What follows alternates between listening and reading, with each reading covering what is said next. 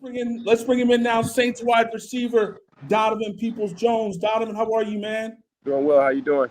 Doing well. Thanks for joining us, sir. Yes, sir. Thanks for having me. So you went for a tryout at Saints rookie mini camp. You got signed. When you went to the Saints rookie mini camp, did you feel like you did enough to get an offer? Do you feel like you performed well? Well, yeah. I mean, that's always my goal. Each time I'm out there is to perform well. So I feel like I did that, and just happy, for this opportunity. Why the Saints for you? Well, it's a great opportunity. It's an opportunity. I'm very thankful. For where they are with their team, the new head coach, and just how everything is around the city, around the organization, the team needs. I'm just very excited to be here, and another step in my journey. So you're a Midwest boy, Detroit. You played. You're obviously from Detroit. You played in Cleveland. You played in Detroit. Now you're in New Orleans. The weather's a little different. Talk about that weather. Yeah, so the weather's nice. So I train in the off seasons in Fort Lauderdale, Florida. So I'm a big Okay. weather climate guy, and the climate was the first thing that I noticed here in New Orleans. Seems to have that same humidity in the air, so I enjoy it. It's palm trees. That's not a palm tree right there. So That's good. I like the climate. I enjoy the environment. So at Saints rookie mini camp, they had Tyler Shough, who they drafted in the second round. Obviously, Derek Carr has moved on. What have you saw? What did you see from Shough? Yeah, I mean, I think Shough is a good player. We connected well, several passes. He, from day one, he was showing leadership ability, gathering all the guys to study together, go over through some walkthrough things. So, he's shown good leadership. He's come in and has done his job from what I've seen. Now, we've seen you obviously throughout the course of your career. You've done your thing on special teams. Is that a role you think you'll have there in New Orleans, possibly? I'm just trying to add value to the team, to the organization, and get my best in all of the drills. Anything that's asked of me, I'm trying to do to my best ability, and continue to work for the Lord. For sure. So we look at things and 2 years sober. I mean, that's always exciting. You came out with that tweet last week, maybe 2 weeks ago. How's it feel, man? How's it feel to be sober? It feels fine. I didn't really know it was a big of a deal until I said something to a couple of people, and they were like, "Oh my gosh, congratulations!" And I'm like, "Thanks." But then I said it to a couple more other people, and they're like, "For real?" So I'm like, "Yeah." So I didn't really know it was too much of a big deal. So then when I tweeted and posted on my Instagram, I was glad that I was able to even just include the Bible verse with it. Spreading that small verse, maybe that can help someone else or help other people on their journey as well. So you talked about that Bible verse. I believe it was First Peter 5:8-9. So let's talk about being sober minded and also being mindful of the evil one who prowls around. How do you rely on that verse to help you through this process? Well, I'm not gonna say I relied on that verse. I'm going to say that that verse would just pop up randomly. Um, it would pop up randomly, and I would think about it and question how that verse applies to my life, and it was something that just kind of popped up, and it would keep popping up almost as like a reminder or a message or something. So it's good because I know that even from posting that and receiving the love and congratulations from that has been good. But what I think really is just the decision to make a decision and stick with that decision, and hopefully other people can try it as well, because I feel good. I feel good about you know being clean, peace of mind, mentally. I know it's a lot of things going on in the world with a lot of different people, and just the clarity of mind. I think is one of the biggest things. And we only get one body, so I Yeah. think that it's our duty to protect it best we can. When did you realize that you had a problem? I wouldn't even call it a problem. I would Okay. just say one of those things that you pick up maybe along the way. Not a great habit. Got to ask yourself, in any situation, why are you doing things that other people are doing? And, making a decision to, educate yourself about it. It's not that healthy for the body. So, my thought was, well, why would I put that in my body if I want a healthy body? So that's my thinking process. So there was no like rock bottom moment. Nah, I wouldn't say that. I just don't really know. I mean, there were a couple moments that I just felt maybe an emptiness, Okay. but I didn't know what that was from. So I just figured, okay, well, stop this, and kind of play a game like that. So yeah. So you started your career with the Browns, and ultimately you were traded to your hometown Lions in 2023.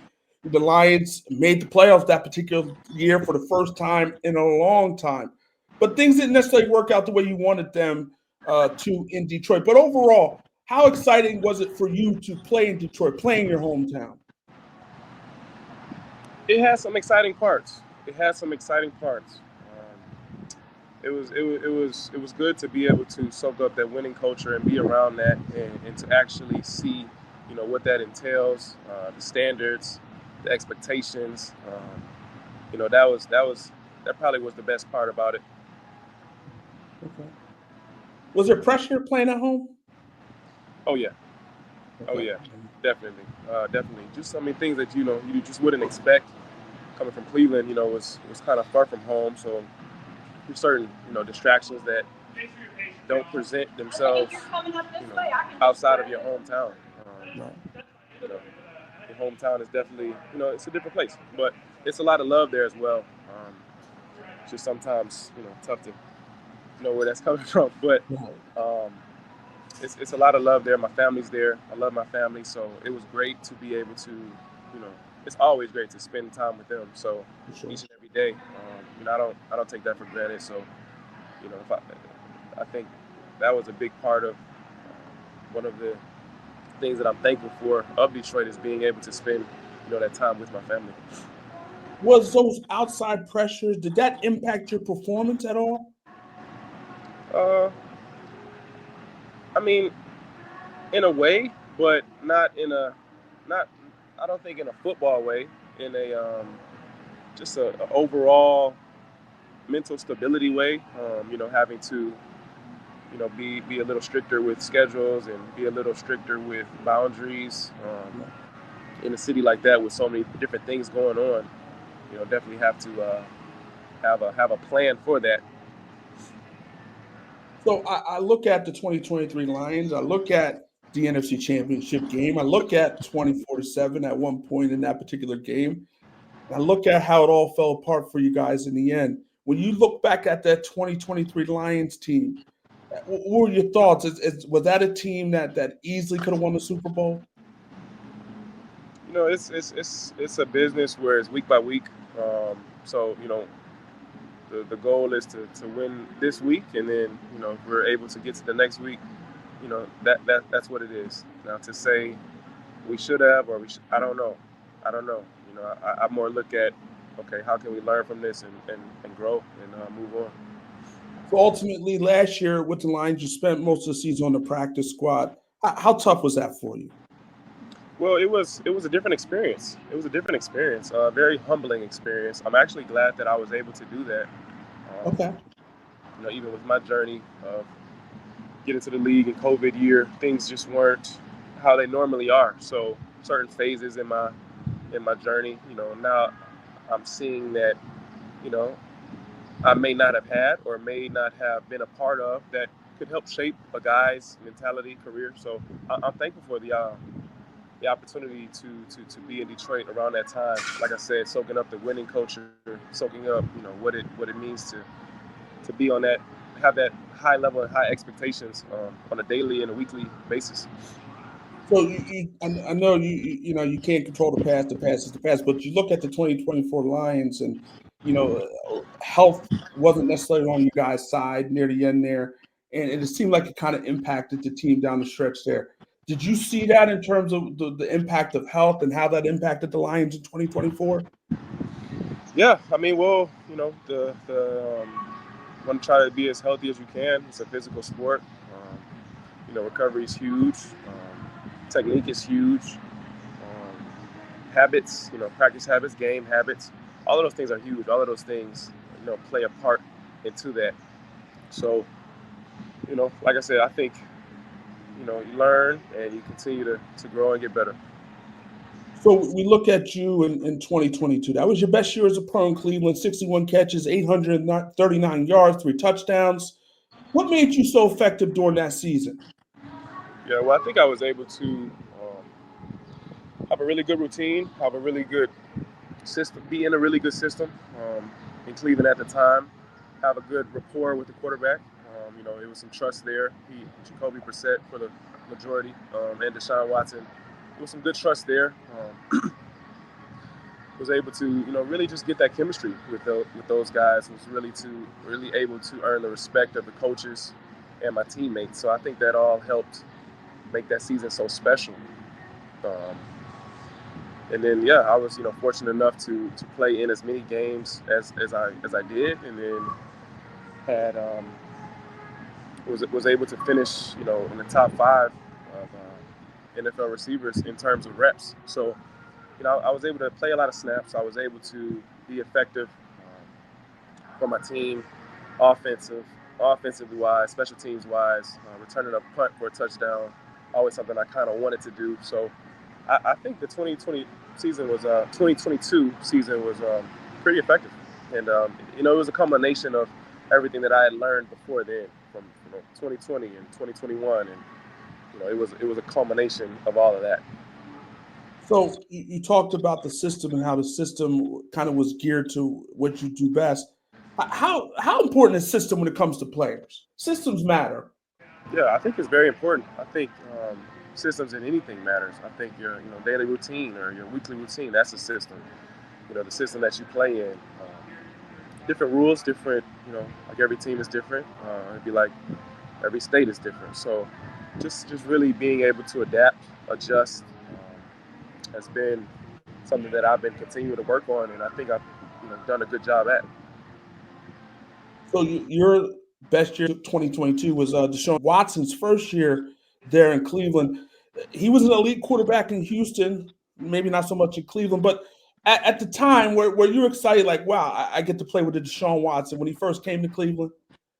Oh yeah, absolutely. Definitely was excited to play with Deshaun. He's been very accurate quarterback. I remember when I first started to play with him, I could noticeably tell a difference in the way he threw his spiral. That was very different than I had before. So it was very very noticeable. So I enjoyed my time playing with Deshaun as well. He was another quarterback that I played for that I felt like in certain situations in the game, I knew that he would come to me, and he would trust me. So that was big for me. I know one time I think we were playing in Washington, and I may have dropped a pass, the play before, and I wasn't happy about that, and he came right back to me the next play. So that confidence, that and trust that he had in me to okay, I'm not going to worry about this. Let's keep going forward.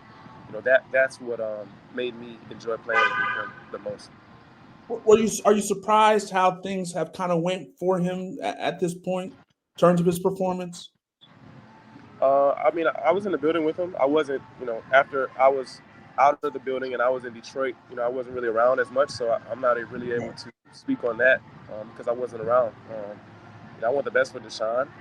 Happy that he came to Cleveland, and he does a lot for the teammates as well. I know the first offseason he was there, he took us all on a trip, and the second offseason he took us all on a trip as well. So I always thought that that was how it kind of should have been. Um, so when he came and he took on that leadership responsibility in the locker room of just getting the guys together, in another country or city or whatever it is to build that team camaraderie. I always felt that was very important to build that team camaraderie, to know the guys outside of the building. So I think he stepped in as a leadership role in that regard. So let me ask you, you talked about 2020, and 2020 was your rookie season, and 2020 was also the COVID season So that was difficult to begin with. You got COVID, and then on top of that, you're a rookie in the National Football League. How difficult, how tough was that whole COVID season for you, especially as a rookie? Well, it was the only thing I knew. So at the time, it was just continue to push, continue to get better, continue to do what I have to do on a daily basis. Now looking back, maybe I can say, oh, my journey was different, but hey, everybody's journey is different. So I'm thankful that I was drafted, thankful that I was drafted to Cleveland, thankful that my time in Cleveland was I'm thankful that I was able to improve each and every year, and that's credit to God, teammates around me, coaches around me, put me in positions I felt like I could succeed in. And so you talked about your time in Cleveland, and for you, 3 seasons in Cleveland before being traded to Detroit. How would you sum up your time in Cleveland? Some of my time in Cleveland, I would say, I came in, worked hard, tried to continue to work on the details, and I was able to improve every year, make build on top of the previous year each and every year. Now, it didn't happen in my fourth year, but my first 3 years, I was definitely able to do that, and I made some great adjustments, and I'm very appreciative of those times because I reflect on those times all the time now. Now that I'm removed from those times and see how much those have shaped me as a man, as an individual, as as a leader. All of those things have shaped me to who I am now. So interestingly enough, in 2020, you played in the playoffs. Like you got to play in the playoffs as a rookie. What was that experience like for you? It was a great experience. The game in Kansas City. Kansas City was a very loud place at the time, and it was very exciting. It was very exciting. I remember I caught the go route on the right side of the field, and just knowing I could always do those things, and then being able to actually experience them has been great. You played in multiple playoff games throughout your career. Is there one game that you point to that you look at with a level of regret, like, man, if we would have did this or we'd have done that, this could have been a whole different story? Well, I think there's always learning opportunities each and every day, let alone each and every week, each and every year. So I think there always are things that you can look at and try to improve, and you try to move forward and with those lessons that you have now. So you look at things now and you look at, again, back in Cleveland, Myles Garrett was there. He's a special talent. You saw that up close and personal. From what you saw, what made him so special? Myles Garrett, I mean, physically, dominance. Dominance made him special. He seems to work really hard in the off season. I'm always watching his videos, how he builds his body, and has been able to maximize his strengths, speed, power, those explosiveness. He puts a lot of work in that, and then it shows in the season because he's physically more dominant than everybody, but he also works that. One, so uh, you went to Cass Tech 2016. I was reading an article there about you. Your father's a doctor. Your mom did some things in the business world, and ultimately, at one point, you wanted to be a doctor. Is that still on the table for you? Is that still something you want to do? Want to be? Not necessarily. So I enjoy studying the human body. I enjoy learning about the human body. I enjoy learning about holistic methods for health. Necessarily a doctor. Well, you have to define which kind of doctor. Maybe holistic. Maybe I could help in those type of ways. As my career has gone on, and I've done more learning and research, and have been around certain um, situations or scenarios. I think that maybe there should be more holistic health and natural methods to different issues that people may be having. So I would be interested in potentially studying some of those things maybe one day. Right now I'm focused on what I have going on. So Right. outside of that, that's where my focus is right now.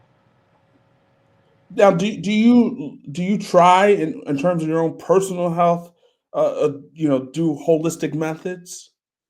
Well, I try to do research. I try to do research. I try to compare, and contrast different articles, different trains of thought, you could say.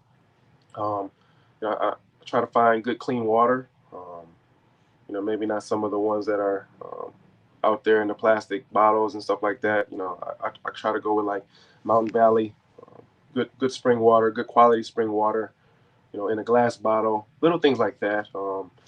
Trying to make sure your shower heads are purified, and just the environmental toxins that are out here in the environment. Trying to do small things to continue to be as healthy as I can be.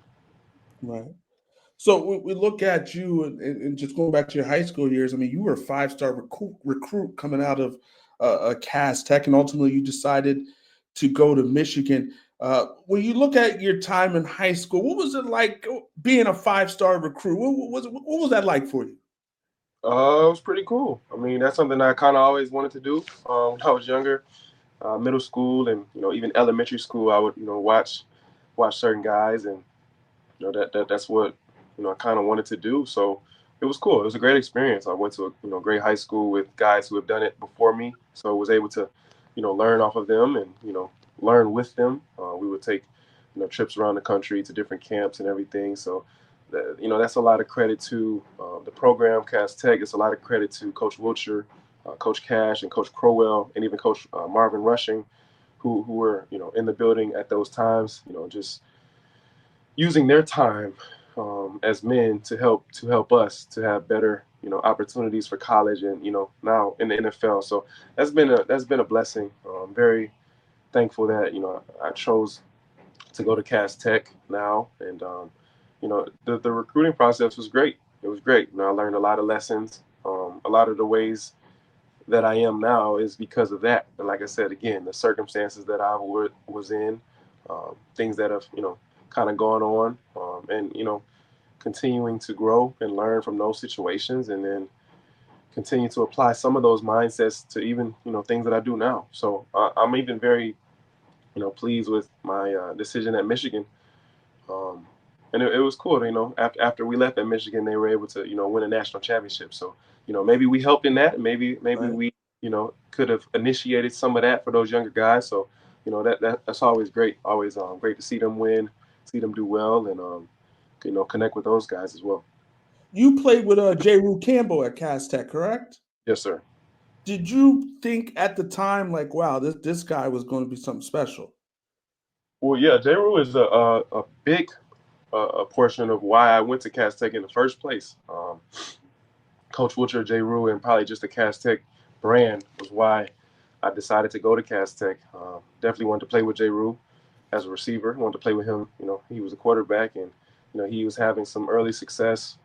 The offer by Alabama, which was unheard of from a freshman quarterback, freshman black quarterback in Detroit. So that was unheard of at the time. So that was someone that I wanted to play with and be a part of that organization.